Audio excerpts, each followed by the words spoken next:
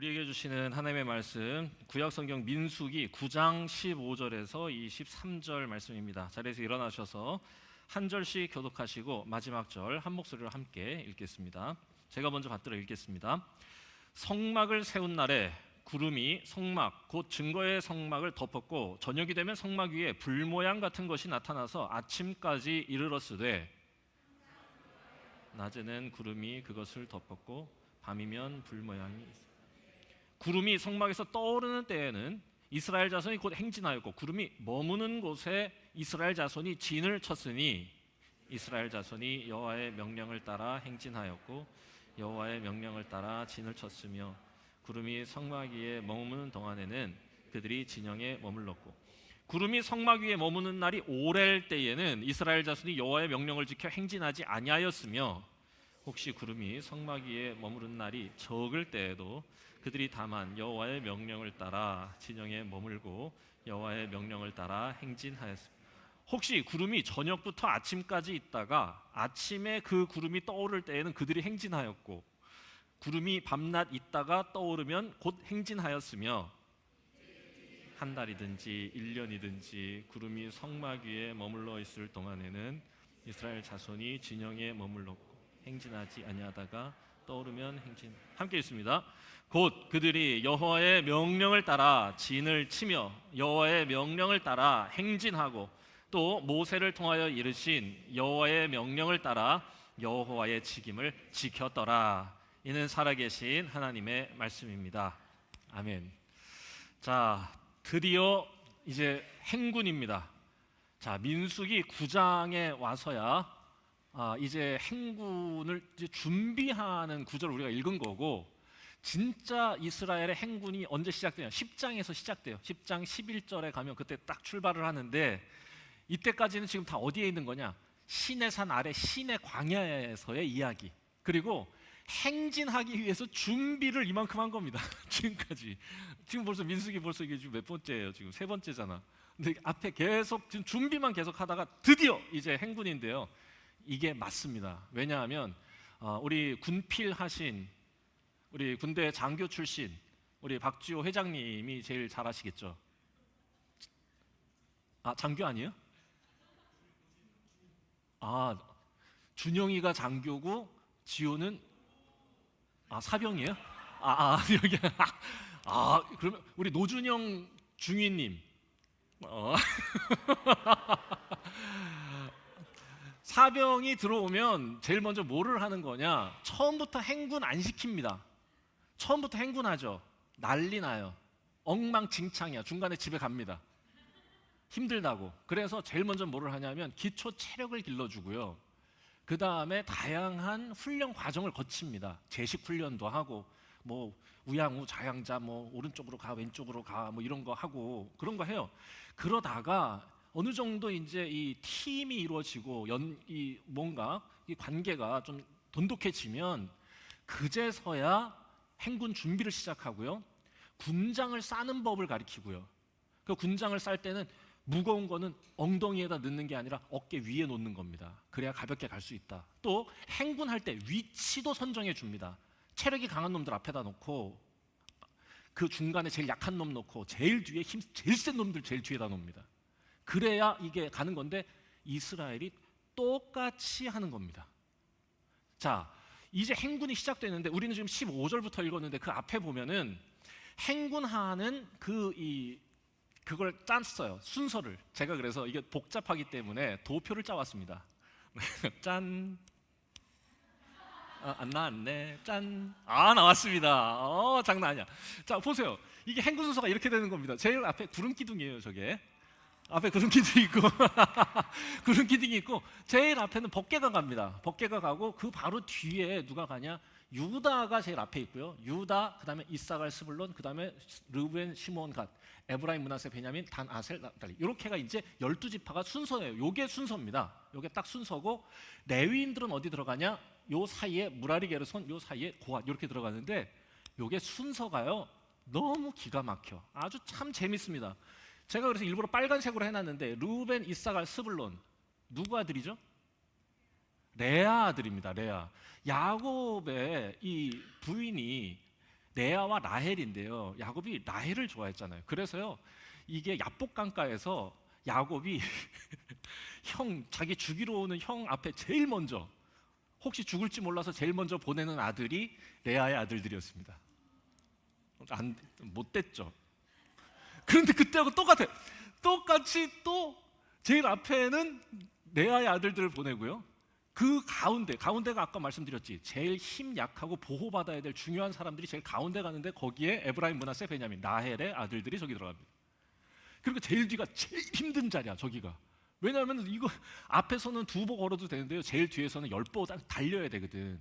그래서 제일 뒤에는 레아의 하녀의 자식들입니다. 물론 네, 이거 뭐 그렇습니다. 세상이 그래요. 네. 받아들여. 자, 그리고 여기 레위 사람들을 여기다 집어넣는 것도 굉장히 효율적입니다. 무라리, 게르손이 앞이고 고핫이 그 뒤쪽에 들어가는데요. 왜 그러냐? 무라리가 뭘 들고 가느냐? 기초를 들고 가는 사람들이야. 돌하고 기둥 이런 거.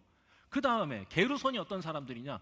성막 재료 있죠. 성막 휘장 이런 거, 두꺼운 천, 무거운 거, 그거들 드는 애들이고, 마지막에 고핫이 성물을 담당하는 사람들입니다. 자, 아론과 모세가요, 고핫 자손이에요. 그래서 성물을 담당하는 거죠. 그래서 이 순서인데 이게 맞지? 이동을 해서 어디에 정착을, 구름이 멈추죠. 그럼 거기 가서 멈추면 제일 먼저 널방과 기둥을 깔아서 기초를 다지면 그 뒤에 게르손이 와서 천막 치고 그 다음에 고핫이 와서 성물을 집어넣는 것이다. 기가 막히다. 자, 하지만 이 순서는 오늘 메시지와 별 관계가 없습니다. 성경 공부하셨다 이렇게 생각하시면 되겠어요. 자, 어쨌건 역할과 위치가 다 지금 이 고지가 됐고, 이제 드디어 우리는 출발한다 라고 하면서 하나님께서 이스라엘에게 뭘 알려주시는 거냐? 함께 가는 여정, 혼자 가는 게 아니라 함께 걸어가는 여정에서 반드시 기억해야 할 것들을 알려주시는 장면이 오늘 우리가 읽은 말씀입니다. 그래서 이동을 위한 지침이라고 할 수 있어요. 함께 가는 여정이죠. 우리가 그렇지 않습니까? 함께 거룩한 길 걸어가는 여정에서 지켜야 할 것, 제가 3가지로 정리해 봤는데요. 2가지는 눈에 보이고 귀에 들리는 지침인데, 마지막 3번째는 히든입니다. 그래서 먼저 첫 번째, 눈에 보이는 첫 번째 지침, 오늘 우리가 읽은 말씀이죠. 자, 어떻게 하냐? 성막 위에 구름 기둥, 불 기둥이 움직이면 움직여라. 자, 이게 첫 번째입니다. 그러니까 구름 기둥이 움직이면 움직이는, 이거를요 15절에서 23절까지 자세하게 쭉 설명을 하고 있는 겁니다. 얼마나 자세하게 하냐? 만약에 아침에 머물렀다가 저녁에 움직이셔도 움직여. 밤에 움직이셨다가 아침에 머물러도 머물러. 오래 머물러 계신다고 불평하지 말고, 금방 간다고 당황하지 마. 우리는 하나님이 움직이시면 우리도 따라가는 거야 라고 하는 거를 계속 반복적으로 이렇게 얘기하시는 거죠.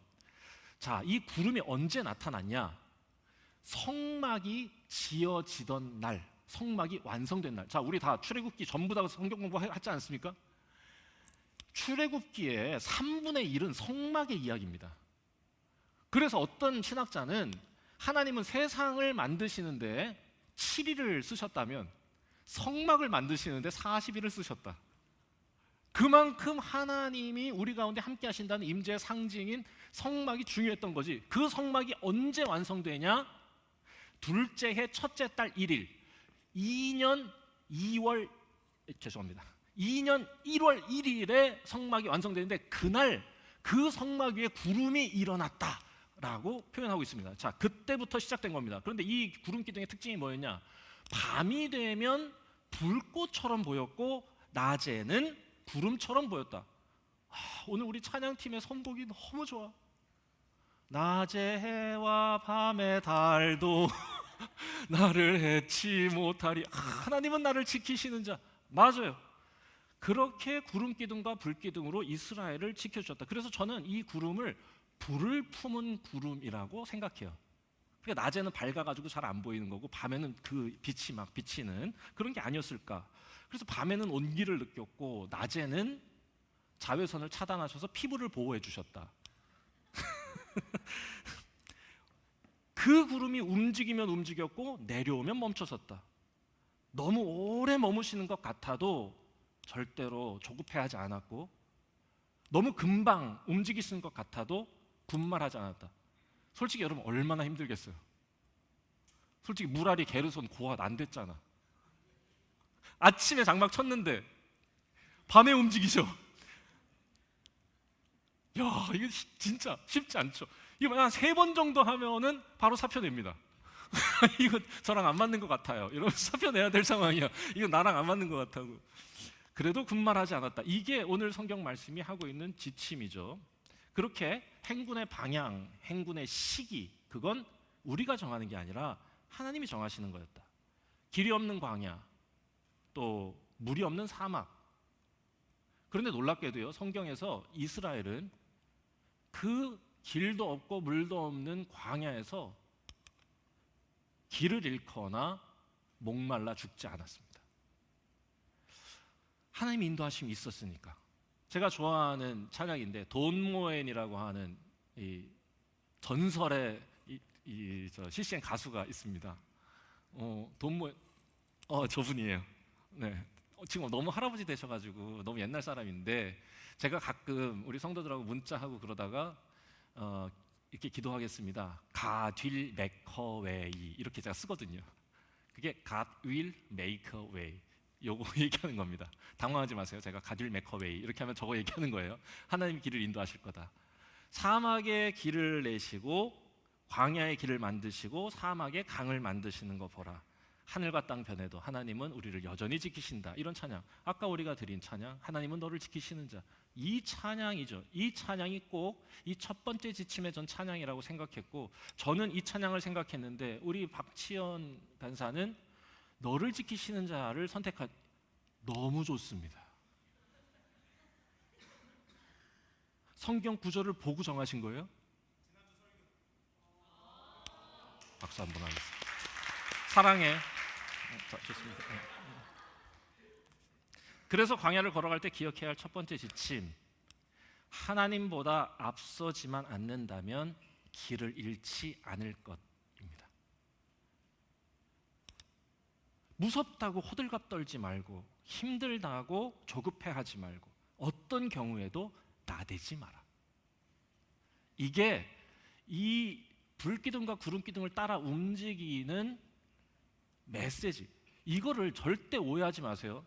사인을 따라가라는 게 아닙니다. 뭔가 하나님이 움직이시면 나도 움직여, 뭔가 사인이 있으면 움직여. 제발 그러지 마세요. 제발. 저와 여러분들은 그게 하나님의 사인인지 뭔지 분별할 능력이 없습니다. 그러니까 제발 그러지 마세요. 그리고 저한테 하나님이 그렇게 사인 보내셨다고 저한테 얘기하시면 혼만 날 거예요. 딴 데 가서 얘기하세요. 차라리 겸손히 하세요. 저는요, 하나님이 우리의 길을 인도하신다고 믿는데 사인으로 인도하시지 않는다고 믿어요. 우리 배화와 중앙이 함께 통합하는 과정에서 우리가 사인 보고 움직였습니까? 하나님은 그렇게 일하시지 않으세요. 성도와 교회와 교회가 마음이 열리게 하시고, 서로를 사랑하게 하시고, 이해하게 하시고, 용납하게 하시고, 서로를 따뜻하게 바라보게 하시면서 그 길을 만드시는 거예요. 그러니까 불기둥이 움직이고 구름기둥이 움직인다는 건 하나님이 사인을 보여주신다, 그러니까 사인 보고 가라, 이렇게 해석하는 건 정말 잘못하는 겁니다. 하나님보다 절대로 앞서지 마라. 네 생각 고집하지 마라, 그겁니다. 어떤 상황 중에도 불을 품은 구름기둥, 그 뒤가 제일 안전하다, 거기가.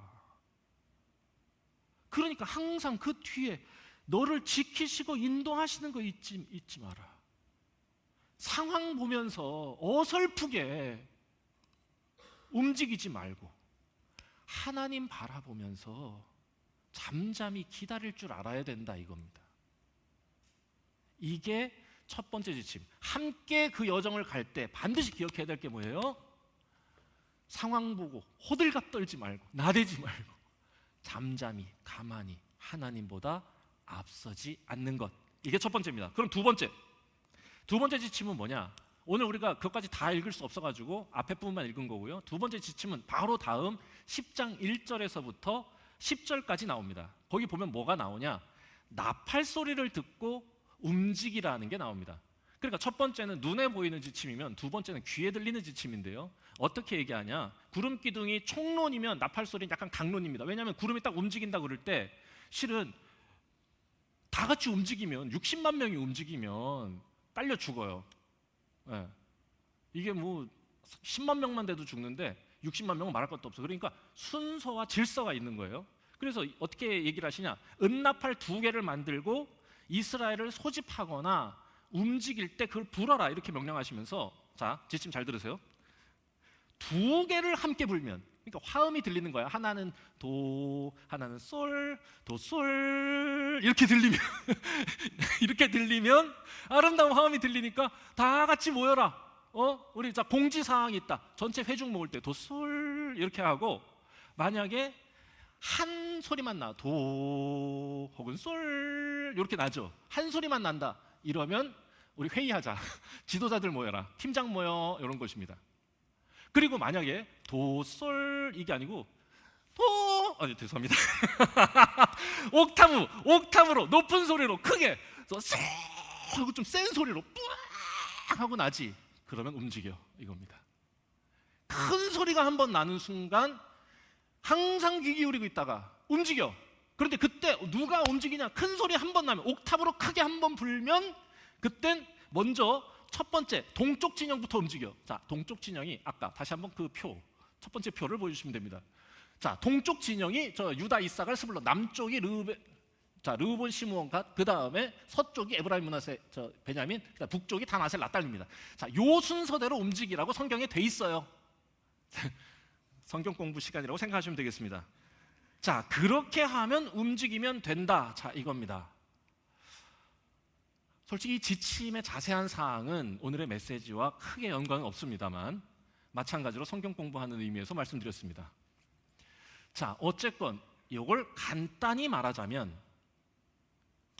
나팔 소리가 들리면 질서 있게 순종하며 그 소리에 너를 맞추라는 거죠. 도솔 다 모여. 작은 소리로 도, 작은 소리로 솔, 천부장들만 나와. 한 옥타브 높여서 뿌아 그러면 정신 바짝 차리고, 이거 사이렌 울리는 거니까 정신 바짝 차리고, 이건 뭐라 그러죠? 뭐라 그러지? 자, 우리 장교님 이거 뭐라 그러죠? 이렇게 전쟁 날 때 이렇게 하는 거? 제대한 지 오래되셨습니다. 네. 경계경보? 공습경보. 그렇지. 이거 공습경보니까 그때 움직여. 그 소리에 나를 튠하라는 거야. 소리에 너를 맞춰라. 그냥 소리가 나면 거기에 그냥 맞추는 겁니다. 그러니까 저는 이걸 결국 순종하라는 명령 아닙니까? 결국 순종하라는 명령인데 이게 소리에 자기를 맞추는 거다 보니까 조금 더 의미를 구체적으로 부여하자면 광야를 건널 때는 반드시 이렇게 정의하고 싶어요. 하나님께 너를 맞추려 하지 말고 너를 하나님께 맞추어야 한다 라고 의미를 좀 부여하고 싶습니다.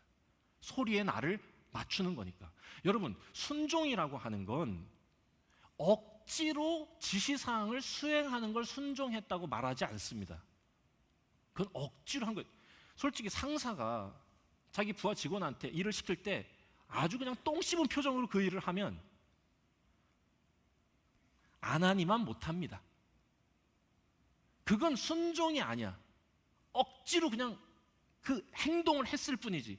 성경에서 하나님이 우리에게 순종하라 말씀하시는 건 하나님이 원하시는 행동, 그 지시사항을 수행하라는 게 아니에요. 더 정확하게 말하면 그 하나님의 명령에, 그 하나님의 말씀에 너의 생각을 온전히 맞추라는 뜻입니다. 그래야 순종이에요.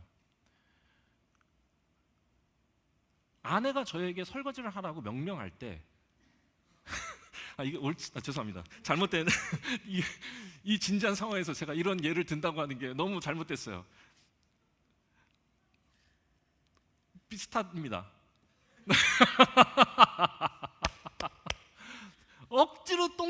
하는 게 아니야. 왜 이 명령이 나에게 필요한 것인가? 나는 가정의 화목을 위하여서 마땅히 아내는 이렇게 했구나, 이렇게 했으니까 나는 이걸 해야 된다고 그렇게 하기 위해서는요, 그 명령에 나를 온전히 맞추어야 돼.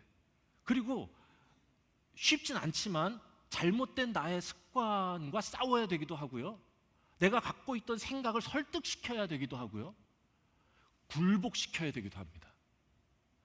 그래서 저는 신앙생활을 하며 하나님께 순종한다고 하는 건 하나님의 생각에 내 고집스러운 생각을 맞추어가는 과정이라고 생각해요. 실은 우리는 지독하게 이기적이고 지독하게 자기중심적인 불의에 순응하고 욕망에 따라가는 인간이거든요. 그런데 하나님의 말씀은 불의에 저항하고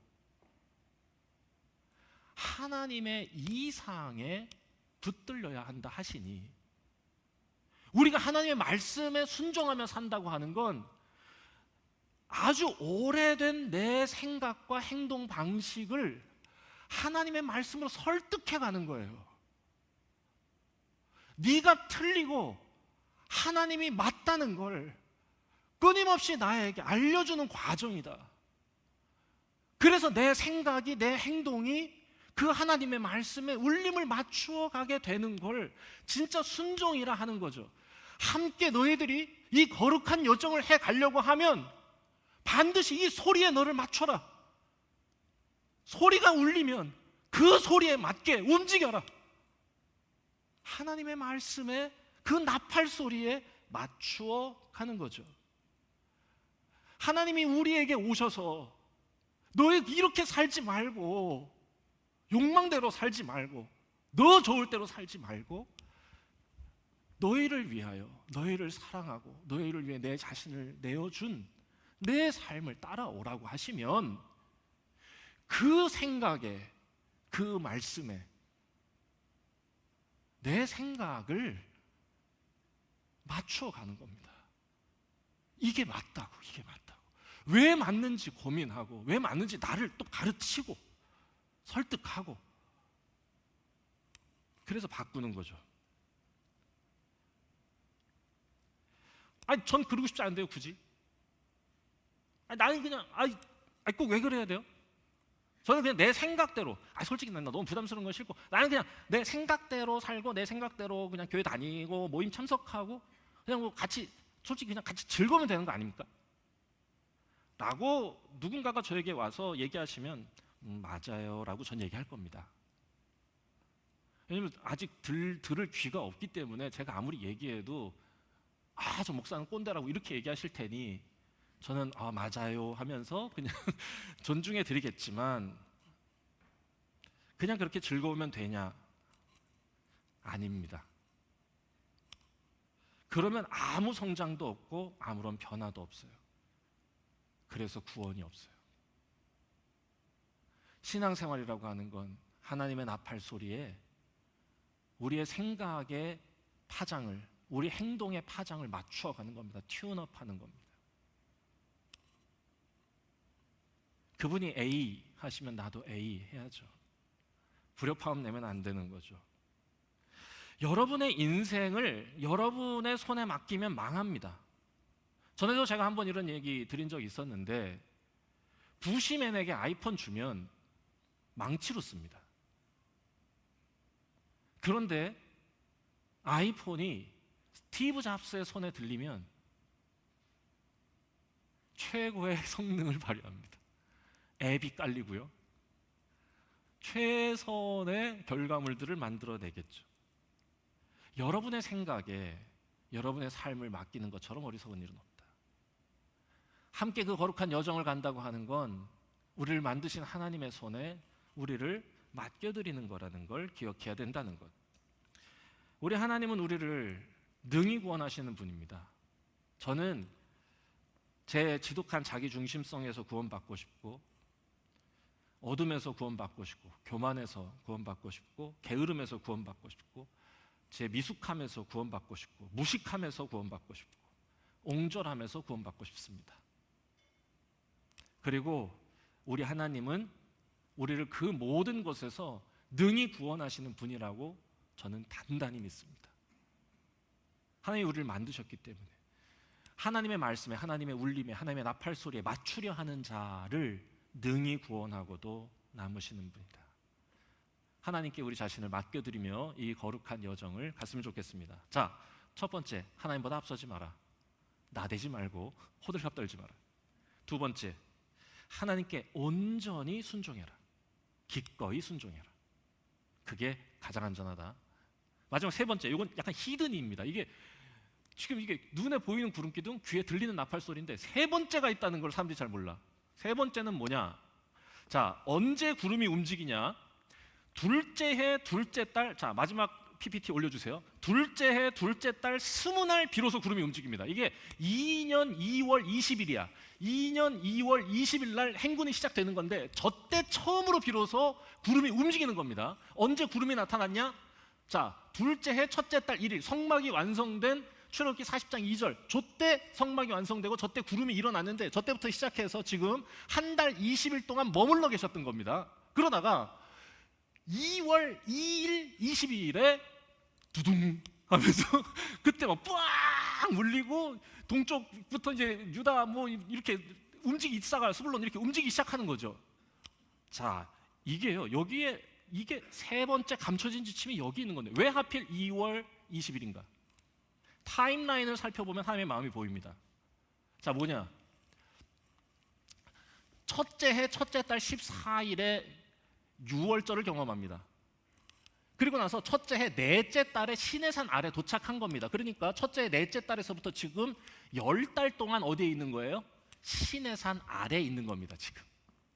그러니까 10달 동안 있는 얘기가 그 출애굽기 20장부터 민수기 9장까지가 쫙 다 거기에서 이 얘기야. 근데 그 사이에 무슨 일이 있냐? 2년 둘째 해 1월 1일에 성막이 완성됐고 둘째 1월 14일에 하나님이 뭐를 명령하시냐? 우리가 성경 읽지는 않았는데 첫 번째 6월절을 드리라고 명령하세요. 그러니까 모든 사람들이 6월절이란 건 하나님이 우리를 구원하셨다고 하는 걸 기억하는 제사거든요. 1월 14일에 그 제사를 드려라. 그리고 나서 그 제사가 일주일 동안 이어집니다. 6월 절기는 일주일 동안이에요. 그리고 일주일이 지난 다음에 2월 1일 인구 계수, 민수기가 딱 시작될 때가 2월 1일에 계수가 시작되는 거야. 자, 그러면 계수 딱 끝났으면 바로 출발하면 되는데 하나님의 특별한 지침이 하나 들어옵니다. 둘째 해 둘째 달 14일 2월 14일에 한 번 더 6월절 지켜라. 자, 요게 아주 독특한 건데요. 이건 뭐냐? 아니, 본래 6월절은 1년에 한 번이에요. 그런데 이 행군을 위해서 반드시 이건 해야 된다고 하는 거야. 그게 뭐냐? 만약에 저 첫 번째 6월절 날에 혹시라도 한 사람이라도 옆에 시체가 있어서 부정해지면 6월절 못 지키거든요. 그러니까 혹시라도 그 중에 시체 때문에 부정해진 사람이 있거든. 보강주간을 마련해라, 이런 뜻입니다. 보강주간이야. 그때 제사 못 드린 사람들 보강주간에 드려라. 그리고 그 제사가 딱 마무리되는 게 언제냐? 일주일이라고 그랬죠. 14일에서 일주일 딱 지나고 바로 그 다음날 구름이 두둥하고 움직였다. 자, 메시지. 누구도 포기하지 마라. 이 거룩한 여정에 누구도 하나님의 은혜를 잊지 않게 해라. 누구도 이 거룩한 여정에서 낙오되지 않게 해라. 누구도 포기하지 말라고 하는 게 이 지침에 담겨놓은 하나님의 뜻이라 저는 읽었습니다. 모든 사람들이 하나님의 은혜를 기억한 상태에서 이 여정을 시작할 수 있도록. 이 여행은 모두가 함께 가는 여행이지 여건이 되는 사람만 가는 여행이 아니니까. 누구도 내 뒤에 남겨주지 않겠다. No one behind me. 아, 요거 되게 한니발 룰이라고 있어요. 이 한니발 룰이 뭐냐 하면 내 뒤에 누구도 남겨두지 않는다, 이겁니다. 아, 멋있어. 그래가지고 이걸로 영화가 만들어진 게 있죠. 라이언 일병 구하기. 라이언 일병 구하기라고. 왜 그 톰 행크스가 맷 데이먼 구하는 얘기예요. 근데 그게 맷 데이먼이 전장에 홀로 남겨져 있고 이 톰 행크스 소대가 그 한 사람 맷 데이먼을 구하러 들어가서 구해 오는 얘기거든요. 하필 그 영화의 감독이 누군지 아세요? 유대인 스티븐 스필버그입니다. 아마도 민수기의 영향을 받지 않았을까 싶은데 이게 전쟁 지침의 핵심입니다. 한니발 루리아, No one behind me. 누구도 너 뒤에 나고 시키지 마라 이거죠. 인생의 여정, 가나안으로 가는 길은 혼자 가는 게 아니고 함께 가는 거고, 여건이 되는 사람끼리 떠나는 나들이가 아니라 누구도 포기하지 않고 끝까지 함께 완주해야 할 행군이라는 겁니다. 우리가 이 자리에 함께 교회로 모인 이유, 성도로 서로를 사랑하고 가족으로 서로를 여기는 이유가 여기 있습니다. 우리 중에 누구도 이 거룩한 여정에서 낙오되지 않도록 서로를 붙들어주고 북돋아주고 도와주기 위함입니다. 어떤 상황 속에서도 조급해하거나 호들갑 떨지 않도록, 하나님보다 앞서지 않도록, 주의 말씀 앞에서 우리 자신을 굴복시켜서 하나님이 맞고 내가 잘못됐다고 겸손히 인정할 수 있도록 옆에서 손잡아주고 이해해주고 이야기 나눠주고 이끌어주는 동행이 되기 위함이다. 함께 이 믿음의 길을 걸으면서 누구도 포기하지 않는 저희가 됐으면 좋겠습니다. 오늘 우리가 속회하면서 이런저런 얘기 나눌 때 서로에게 우리는 어떻게 도움을 주고 어떻게 도움을 받았냐라고 하는 질문이 있더라고요. 그런데 우리는요 이렇게 얘기했어요. 누구도 도와준 사람은 없는데 별로 자기는 뭘 도와준 건 없는 것 같아요. 이렇게 얘기하는데요, 모든 사람들이 다 저는 도움을 받고 있답니다. 이게 교회가 존재하는 방식이지. 누구도 도운 사람은 없는데 모두가 도움을 받은 상황이야. 서로가 서로를 지켜주고 그저 그 존재로 그 자리에서 묵묵히, 저 사람도 나처럼 삶에 어려운 여건이 있고 환경이 있고 고민이 있고 힘들 텐데 여전히 그 자리를 꿋꿋이 지키고 하나님의 말씀을 따라 살려고 노력하는 그 모습만으로 우리는 위로를 받고 도전을 받고 힘을 얻습니다. 그렇게 우리는 서로 이 자리에서 하나님의 나라 위하여 그 거룩한 여정 함께 가는 사람들이라. 여러분, 이거 잊지 않고 서로를 귀히 여기고 서로를 따뜻하게 돌보며 마지막 그날까지 이 거룩한 여정 완주해 가는 우리가 되기를 바랍니다.